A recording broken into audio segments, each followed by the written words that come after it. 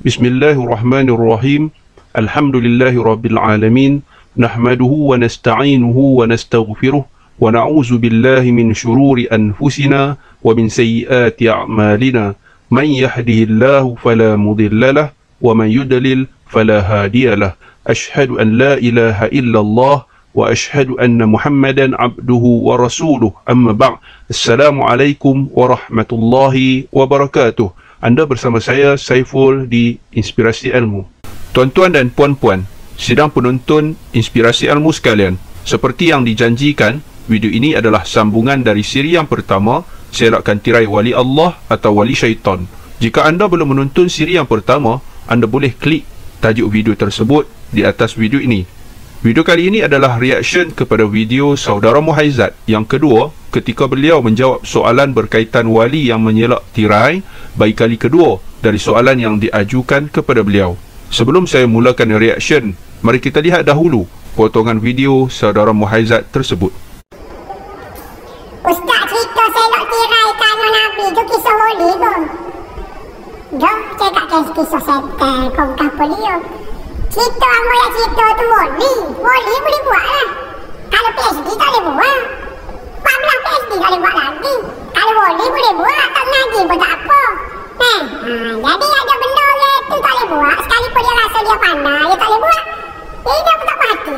Macam apa yang cerita tu lah profesor dengan pocik naik perahu tu deh. Profesor tu tahu nak ilmu. Akhir kali perahu kaya, pocik tu selamat pandai berenang, kawan ni lemah mati. Seluruh hidup dia tak pakai apa, pocik tu selamat. Apa? Ilmu boleh berenang. Maka wali dia boleh buat lah atas nama wali. Cerita tu benar atau tak benar ni cerita sahaja. Amba tak yang kata wajib cerita tu kau ni kau betul kau mesti kena percaya kau. Cerita kan? Muka cerita belakang. Kalau cerita manakib tu semua ambil daripada cerita mulut belakang. Tak boleh Quran hadis. Orang sebut dari cerita manakib Sayyidul Alam ni bawa ni cerita panjang ni. Macam-macam kita siruh. Kita kau panjang-panjang kita siruh. Ambil daripada mana? Daripada mulut cerita dia juga. Wajib ini. Tak boleh cerita dari cerita.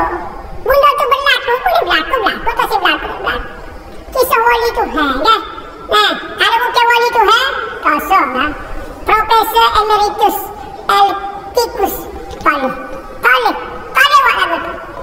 Patut orang kata kalau kisah wali lagu ni tak? Habislah syariahnya. Tak ada orang lah. Ilmu keadaan usul fiqh tak boleh tak guna. Popok ni tak jaga syariah. Bukan Syekh Wahabi dah. Ingat Wahabi. Kalau Wahabi ni muncul zaman Nabi tak siapa sebutir pun ilmu siapa kita. Tengoklah ni mana ada Wahabi jadi orang alim. Siapa keluar ni ulama dunia semua ni. Saya nak tirai ni. Saya boleh tengok ni. Kau dia jaga syariah. Dia kata saya ni tak jaga syariah. Siapa dia ajar? Ni, Asyari Rahmatullahi ni. Kau dia percaya wali ni. Kau dia jaga syariah. Ilmu supekoh mari daripada buat dia. Ilmu mustalah hadis mari pada buat dia. Kalau Wahabi, dosa. Cocok-cocok gitu. Tak tahu apa. Patut tiba-tiba dia kata saya ni tak jaga syariah. Kalau kita cahaya lagu ni gosok kali jadi tak sedut nipu lah masyarakat. Dia mereka sendiri cerita. Lah ni ikut cerita buat filem boleh duit. Buat gitu mudah. Tak payah banyak cerita nak mengajar masyarakat, nak masuk dalam fikrah masyarakat. Banyak cerita. Cerita ini hanya rekod yang tidak ada kaitan dengan hidup dan mati. Banyak cerita dah. Pandai-pandai kata saya ni tak jaga syariah. Kalau lagu ni habis lah keadaan usul fiqh fatwa majlis habis jadi tidak ada keadaan. Sedut ni pula membuah dah dengar cerita demo. Orang Arab lagu tu juga kecek. Potolo lah. Depok Potolo, lebih anak suka Potolo. Palau lah, Eko lah. Tak ada Eko tikus. Tu saya dia suka Potolo. Mari dok kecek. Cerita sama lah apa dengar. Masa ambil mengaji lagi dok dengar cerita ni. Soalan yang sama. Respon yang sama. Potolo ya. Lo ni cuma masuk dalam Twitter. Masuk dalam TikTok. Masuk dalam react, masuk dalam dapur di Potolo ya. Pasal ni ada orang tak terkejut langsung kan. Saya wali mana terkejut. Kau ni saya ni tak jaga syariah. Kau duk mengajar. Kau dia duk mengajar kamu dia? Mengajar react. Kita pakai react. Kita pakai mampu. Video ni kita pakai gini. Mati aja. Kalau dia lama dah hancur dah ilmu agama Tuhan ni. Orang nak menanggung ilmu ni saya boleh. Kalau bos macam bawa PhD ni terkarut hak ni. Boleh jaga agama. Mampu agama ada. Ngaji tu tak betul dah. Bukan cara Nabi Muhammad dah. Pak Nabi tu nak tolong lagu mana? Pak wali-wali hak ikhlas sungguh. Jaga sungguh ilmu. Setiap huruf dia baca tu lillahi ta'ala takut. Ibn Bukhari nak tak sehadis tu. Semayang istigharah. PhD ada buat lagu tu. Kain luar isi hadis tu berapa dia? Takrij hadis ada? Ada tu kata semua kan? Mama nak cerita lah. Nampak takut jadi mopak kau dia. Takut jadi wali lebih pulak nah. Di dalam video saudara Muhaizat tadi, beliau ada menyebut bahawa wali Allah boleh melakukan apa sahaja walaupun tidak mengaji atau belajar. Sebelum kita membahaskan hal itu, apa kiranya kita mengenali dahulu siapakah wali Allah dan apakah ciri-ciri mereka. Allah Subhanahu wa taala berfirman di dalam Al-Quran, "Ala inna awliya Allah la khawfun 'alaihim wa lahum yahzanun alladzina amanu wa kanu yattaqun." Maksudnya, ketahuilah sesungguhnya wali-wali Allah tidak ada kebimbangan dari sesuatu yang tidak baik terhadap mereka, dan mereka pula tidak akan berduka cita. Wali-wali Allah itu ialah orang-orang yang beriman serta mereka pula sentiasa bertakwa.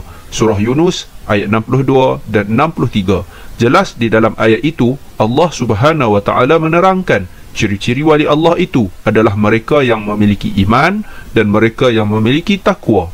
Iman maksudnya percaya. Percaya kepada rukun iman yang 6. Salah satu dari 6 rukun iman adalah beriman kepada kitab-kitabnya. Di dalam kitab Al-Quran, Allah Subhanahu wa taala berfirman, "Wa min waraihim barzakhun ila yaumi yub'atsun." Maksudnya, sedang di hadapan mereka ada alam barzakh yang mereka tinggal tetap padanya sehingga hari mereka dibangkitkan semula pada hari kiamat. Surah Al-Mu'minun ayat 100. Barzakh artinya benteng penghadang yang kukuh, seperti firman Allah Subhanahu wa taala mengenai benteng yang menghadang di antara dua laut daripada bercampur di dalam surah Ar-Rahman, "Marajal bahrain yaltaqiyan bainahuma barzakhun la yabghiyan." Maksudnya, ia biarkan air dua laut yang masin dan yang tawar mengalir, sedang keduanya pula bertemu. Di antara keduanya ada barzakh penghadang yang memisahkannya, masing-masing tidak melampaui sempadannya. Surah Ar-Rahman ayat 19 dan ayat 20. Persoalan yang timbul adalah, adakah mereka yang mempercayai bahawa roh orang yang sudah meninggal dunia, termasuk para rasul, boleh kembali ke dunia dan bertemu orang yang masih hidup di atas dunia ini? Jika benar mereka percaya sedemikian, ini bermaksud mereka menolak dan tidak beriman dengan ayat 100 surah Al-Mu'minun itu. Jika mereka tidak beriman dan percaya ayat-ayat Allah, maka mereka tidak memenuhi ciri-ciri seorang wali Allah yang Allah nyatakan itu. Imam Ibn Kathir di dalam menjelaskan maksud Al-Barzakh dalam ayat 100 surah Al-Mu'minun itu, beliau menukilkan beberapa pandangan para ulama.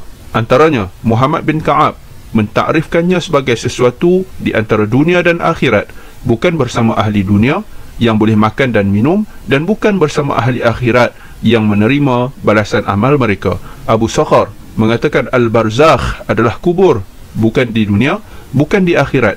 Mereka menetap di dalamnya sehingga hari dibangkitkan. Ad-Dhahhak menyebut ia adalah satu tempoh antara kematian dan hari dibangkitkan. Mujahid pula memberi definisi Al-Barzakh sebagai penghalang untuk mereka, iaitu orang yang mati, kembali ke dunia. Imam Al-Qurtubi pula dalam menjelaskan ayat di atas menyebut bahawa Barzakh itu ialah alam di antara kematian dan kebangkitan. Menurut Syekh Ali As-Sabbuni, alam Barzakh adalah alam yang dilalui oleh manusia setelah meninggal dunia. Barzakh dari sudut bahasa adalah pemisah antara dua benda. Alam selepas alam kematian dinamakan alam barzakh. Ini kerana ia menjadi pemisah antara alam dunia dan alam akhirat. Syekh Al-Maraghi berkata, di hadapan mereka terbentang sesuatu yang menghalang mereka untuk kembali ke dunia hingga ke hari kiamat.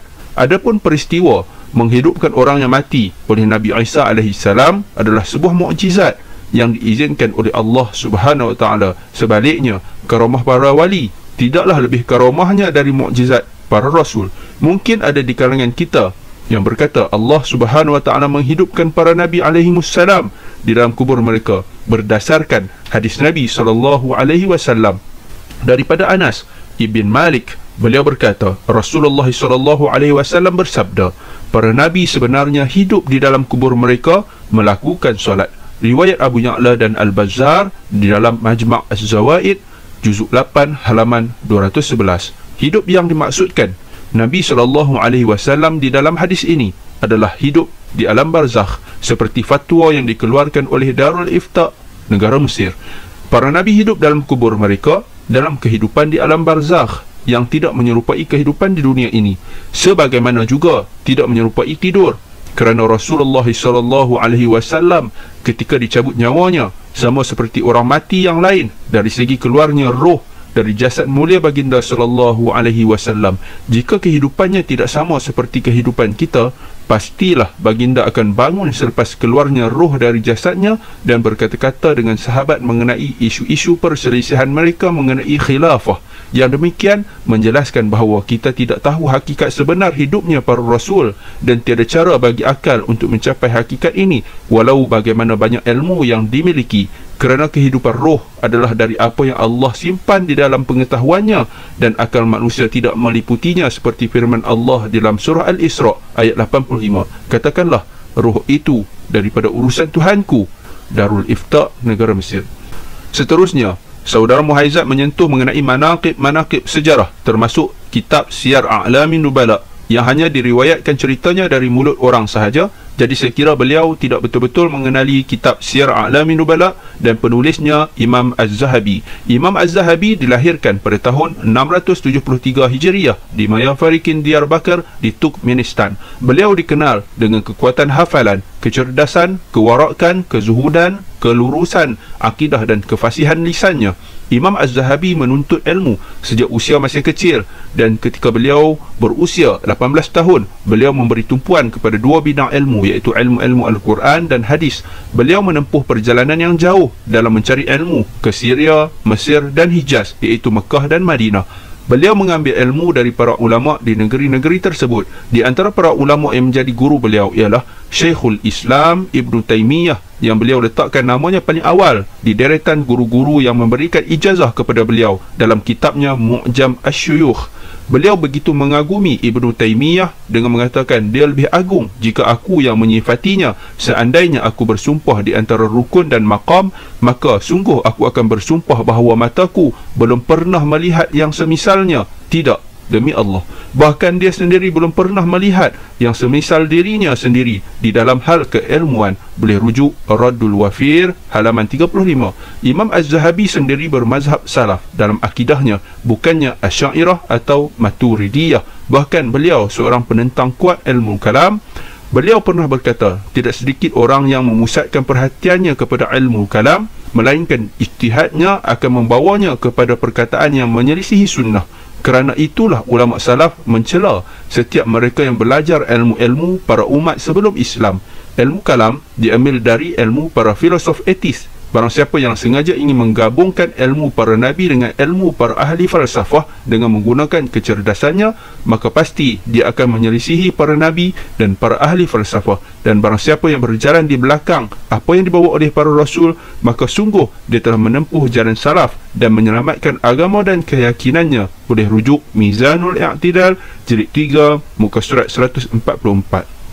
Beliau memiliki sekitar 100 karya penulisan. Di antara karya-karya tulisan beliau ialah kitab Siyar A'lamin Nubala.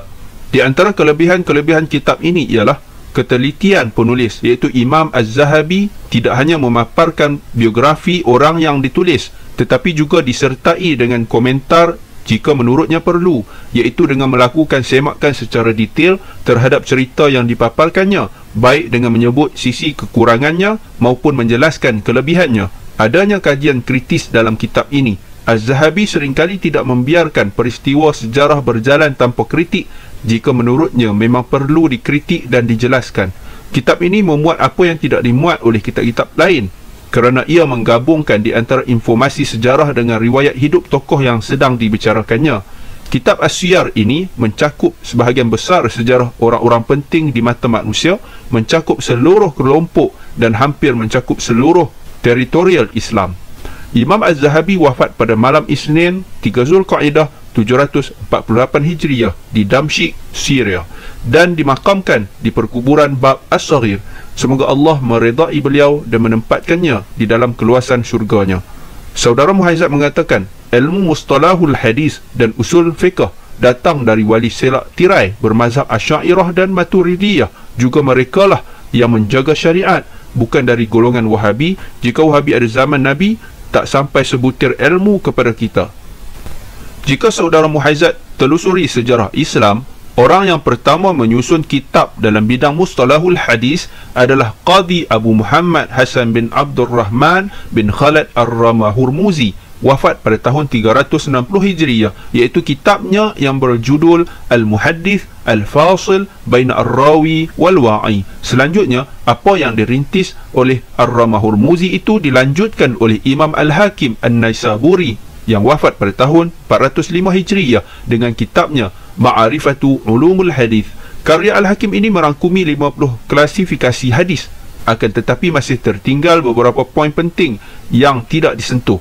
Abu Nuaim Al-Asbahani yang wafat pada tahun 430 Hijriyah kemudian melengkapkan karya Al-Hakim dengan kitabnya Al-Mustakhraj ala Ma'rifati Ulumil Hadith. Beberapa tahun kemudian muncul pula Al-Khatib Al-Baghdadi yang wafat pada tahun 463 Hijriyah yang menulis dengan banyak sekali kitab dalam disiplin ilmu hadis. Bahkan hampir semua perbahasan dalam disiplin ilmu ini ditulis beliau secara baik dan mendalam. Antara karya-karyanya ialah seperti kitab Al-Kifayah fi Ilmi Ar-Riwayah dan Al-Jami' Baina Akhlaq Ar-Rawi wa Adab As-Sami'.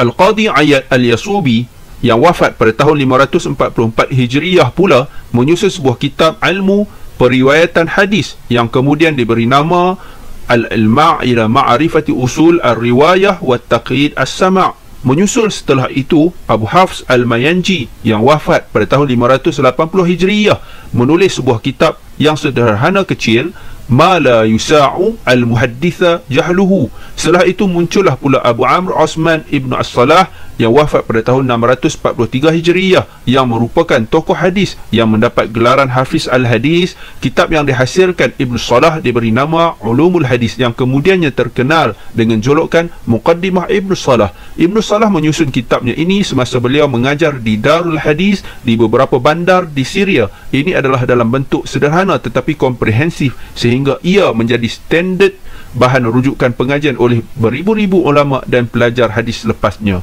Nama-nama ulama-ulama perintis ilmu ulumul hadis yang disebut tadi, tiada seorang pun di antara mereka yang menyatakan mereka bermazhab Asy'ariyah atau Maturidiyah di dalam akidah mereka. Bahkan kesemua mereka menyelisihi akidah Asy'ariyah yang ada pada zaman ini. Tak kurang juga yang mentahzir ahli kalam di dalam kitab-kitab mereka. Lalu di mana benarnya dakwaan saudara Muhaizat bahawa tanpa wali-wali dari Asy'ariyah dan Maturidiyah maka ilmu ulumul hadis tidak akan sampai kepada kita sebutir pun ilmu. Pelopor pertama bagi penulisan ilmu usulul fiqh pula adalah Imam Asy-Syafi'i rahimahullah. Beliau menulis kitab usulul fiqh yang bernama Ar-Risalah dan sudah diketahui umum bahawa Imam Asy-Syafi'i bukan bermazhab Asy'ariyah ataupun Maturidiyah di dalam akidah tetapi bermazhab salaf. Bahkan banyak kata-katanya yang mentahzir dan menentang kuat golongan-golongan ahli kalam di zamannya. Di antara anak-anak muridnya yang meneruskan keilmuan Imam Asy-Syafi'i seperti Al-Imam Al-Buaiti, Al-Imam Al-Muzani dan selain mereka juga bukan bermazhab Asy'ariyah ataupun Maturidiyah dalam akidah tetapi bermazhab salaf. Lalu apakah ilmu usul fiqh sudah tidak tinggal sikit habuk di zaman ini kerana yang mengasaskan dan meneruskan ilmu-ilmu tersebut bukan dari golongan Asy'ariyah atau Maturidiyah? Sebaliknya, jika ilmu-ilmu Islam ini dijaga dan diwarisi oleh golongan-golongan sufi batini yang perasan wali, pastilah kita tidak akan melihat ulumul hadis dan tidak sampai sebutir pun kaedah-kaedah usul fiqh kepada kita kerana mereka tidak memerlukan semua metod atau kaedah-kaedah ulama ini kerana mereka hanya memerlukan kaedah-kaedah mimpi, selak tirai dan yang qazah sahaja. Para penonton inspirasi ilmu sekalian, sehingga setakat ini dahulu video kita pada kali ini. Sekiranya anda ingin bergabung bersama kami di Inspirasi Ilmu, anda boleh ikuti Facebook page dan Telegram kami yang saya letakkan linknya di description di bawah video ini. Sehingga berjumpa lagi. Wabillahi taufiq wal hidayah. Wassalamualaikum warahmatullahi wabarakatuh.